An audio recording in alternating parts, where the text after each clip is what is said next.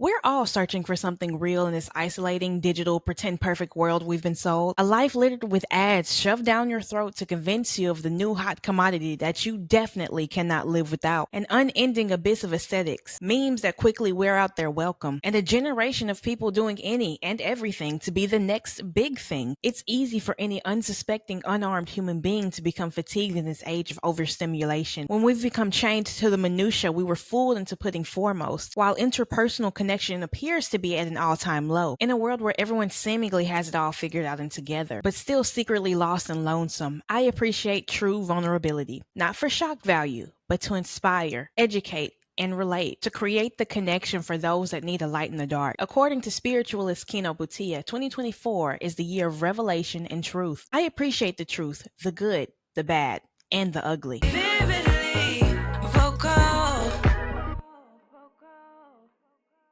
Hello, everybody, and welcome back to Vividly Vocal.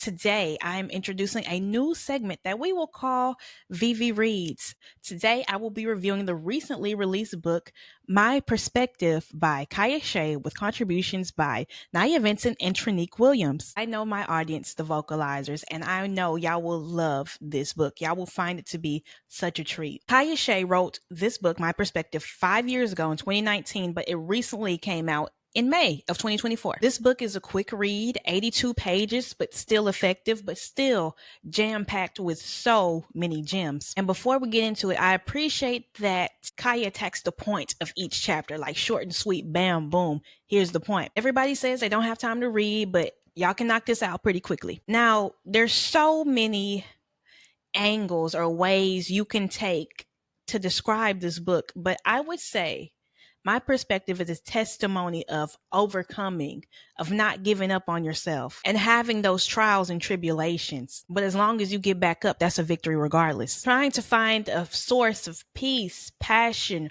happiness in this crazy thing we call life, and making the effort to achieve those things. Taking those painful experiences, finding the value in them, and learning from them while not taking it out on others. Not using the past that you suffered in as an excuse to treat the people in your present and your future the same way. And most importantly, freeing yourself from the hurt and the cycle that you're trapped in. Shedding who you thought you were or you were told you were in order to step into who you're meant to be. It's about the fluctuating emotions or perspectives that we have about ourselves, perfectly putting into words the feelings that we aren't quite able to verbalize or are willing to admit. It's about finding the power within yourself to be your own best advocate and so much more. I feel this book is a good read during a time period when you're feeling like, damn, am I the only person who has ever felt this specific emotion? Is there anybody else that I can relate to who has also felt this way? Is there anybody else out here who has also been through something like this? I think this is for the people who have begun their healing journey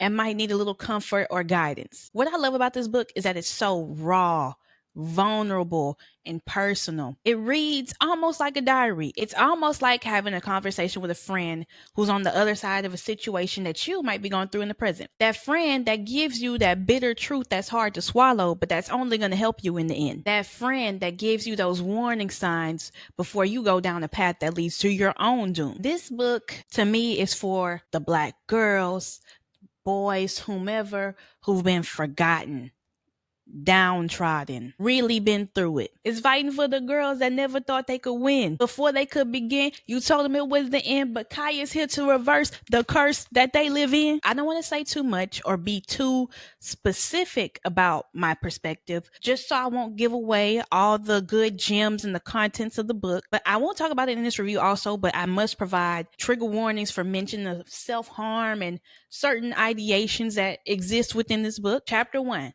Down to the first paragraph, down to the very first sentence. Wow. Okay, I'm going to read the first paragraph of chapter 1. To live my life every day and not feel anything, to feel nothing, nothing at all, not happiness, not sadness, not anger, just emptiness. I want nothing but to feel something, but I can't. What do I do? How do I feel that genuine happiness I once felt before? I walk this street every night, trying to cleanse my soul, giving me time to heal, to feel, to move, to live. I wish I wasn't so numb to everything. Now that is the perfect hook. came out swinging. It's raw, no condom. Now, I could go on for hours about the topics that this book touches. It's really well rounded in that regard. I had to stop every couple pages to take a note about what I felt about what was being discussed. Also highlighted in it as well all throughout the book. I don't know if y'all can see the spots. First of all, this book is not dirty because I know y'all love to nitpick. It's well loved. It came with me on vacation to Florida. It came with me to London. So yes, it's been all over the world with me. Like I said, I won't be too specific. So I'll share some of the perspective that I've gained on myself from reading this book and the effect that it's had on me. While reading chapter 10, I had points in my life where I was trying so hard to help build a person up, and I began to become emotionally drained, emotionally and mentally messed up because I lost myself trying to assist them in their growth. A light bulb went off in my head. Why am I helping and making everybody's lives better but mine? Why do I have the answers to everyone else's lives, but I'm hopelessly lost in my own? Is it a distraction, or am I afraid to look at myself and work on myself? Do I think I'm not worth it because I've been taught to put the well-being of others above my own, which is a common sentiment among many women, especially Black women? We are socialized to care for, assume responsibility for, and overextend ourselves for every person that comes into our lives. Basically, be everybody's mothers. But when we don't run ourselves ragged for the flavor of the week, we're selfish, mean, the bad guy. On some level, was I afraid of being seen as a bad daughter, a bad friend, or a bad lover? Fear was the only emotion I've ever known my whole entire life. For instance, I was afraid to decorate my apartment. I've been here a year this week, just renewed my lease 2 weeks ago, and I just started decorating like a month ago. Why? Because I was afraid of it not coming out right. I had so many thoughts running through my mind. What if it's a waste of money to buy these things and I don't like the way it turns out? What if it comes out ugly? What if? And it all boiled down to I was afraid to try because I felt like it wouldn't be good enough. You're probably like, what the fuck, Ariana? That doesn't make any sense. It's your apartment. There's no wrong way to decorate your apartment. But I feel that represents how nonsensical our self-limiting beliefs can be. In the same vein, I was afraid to put on my Pink Friday nails because I was afraid I would put them on wrong. Even while in the process of writing the review for this book, I was afraid I wouldn't have the perfect words to do this book justice. But who is grading me? Nobody but myself. Similarly to how I approach this podcast, if something is not good enough for my inner critic, I won't put it out until I decide that it is. Many of our typical listeners see me as a straightforward, reserved, and private person. And the vocalizers being the emails, Clock and T on the advice hotline, they've clocked in the past that I do hold back sometimes. But is that who I am naturally? Or is it because I see myself as unlikable? Because I've been told that I'm unlikable my entire life. So I'm slow to reveal my innermost, unfiltered opinions and emotions. But isn't the purpose of a podcast, especially the one for discussions and advice for all walks of life, to connect and relate with the world? Does being afraid to decorate my apartment, put on at least one of my Pink Friday press-on nails, and more also represent me being afraid to shape my environment and change my reality into a place that I actually want to be in? But do you know what you get if you operate in and don't do things out of fear? Not shit. Would I have had these realizations if I had not read this book? Maybe not. Maybe much later down the road. And do you know what that's called? Impact.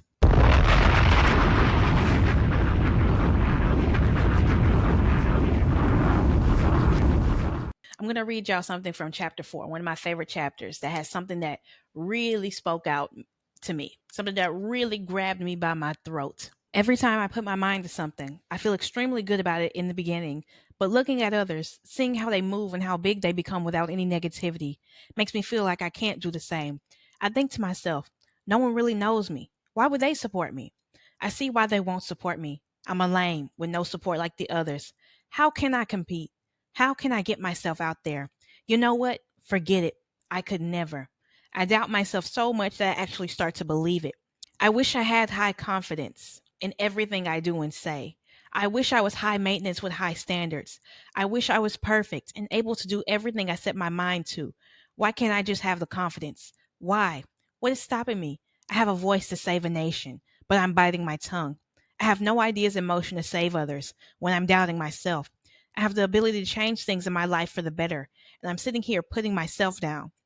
This is not what I should be doing, but I can't help myself. Things shouldn't be this way.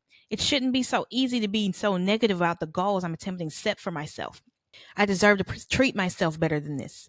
I deserve the moment to shine, the moment to build this empire that I want, the moment to blossom and be so big that even people who don't know me are proud. I grew up being bullied, being told that I will never be anything, that nobody wants a person like me, and that I will fail. It's so crazy because as I got older, I started to believe what those people said to me and never even recognized it. But sitting here writing, I'm realizing those people were wrong. I'm realizing that I was wrong, wrong for believing, wrong for being immune to it, wrong for allowing people to say those verbally abusive things to me. Sometimes I do feel like I can't do anything. I do feel intimidated by others. I do have a bunch of what ifs every single time I put my mind and focus on something. I procrastinate a lot when it comes to things I crave to accomplish. One day I will put everything to the side and start doing things without being so fearful of it. One day I will rise unafraid about my goals. I will rise above the negative expectations that others have for me and what I have for myself. I will be fearless. Battling with this dull thing in my heart is keeping me from being truly happy for myself and accomplishments. I have to be true to who I am and what I'm capable of without any doubts or second guesses.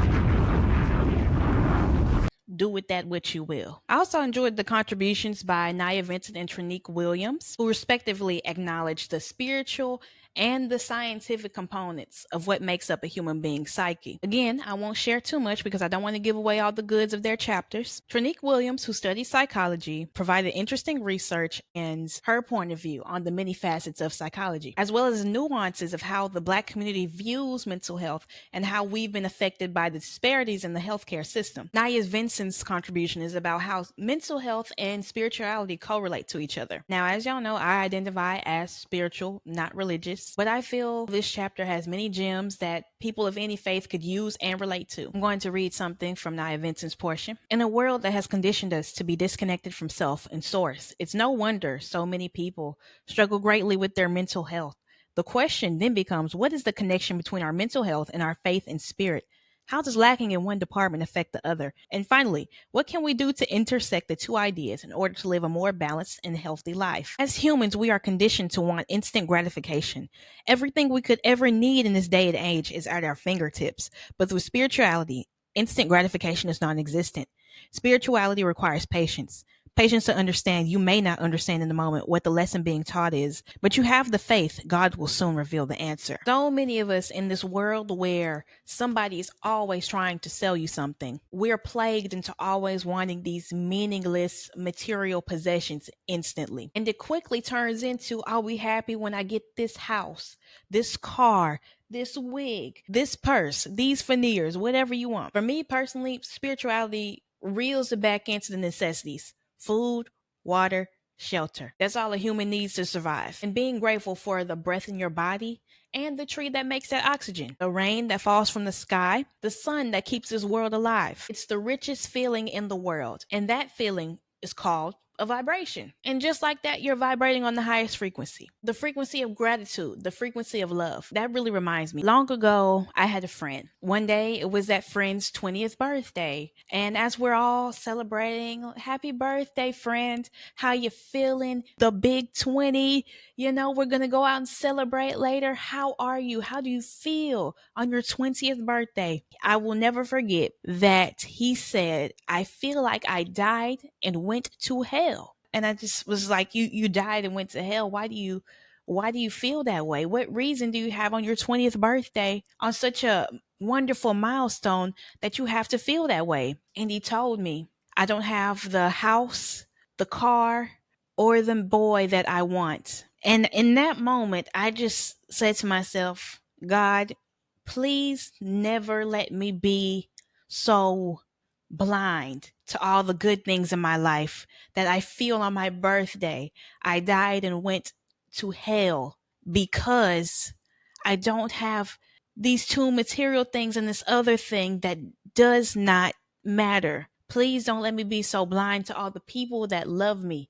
And please let me acknowledge and be grateful for what I do have in this life. As I said before, my perspective was written in 2019, and half a decade is a long time to gain more experiences, realizations, and perspectives. For example, Kaya Shay has become a mother during that time period, and motherhood is a transformative experience. I'm excited to see whatever Kaya Shay has to give to the world next. Like spiritualist Kina Putia said, 2024 is the year of truth. We want to hear real shit, whether that be books, music, podcasts. We're done with the lies. We're done with perfect. We want authenticity, and my perspective is as authentic as it gets. I highly recommend My Perspective by Kaya Shay with contributions by Trinique Williams and Naya Vinson, available in Kindle, hardback, and paperback form on Amazon. The link is in the description. Have you read My Perspective? Would you like to? What did you think about it? What perspective have you gained from it? What should we read next? Got any recommendations? Be very vividly vocal in the comments below and let me know all that and more. See y'all later. Bye.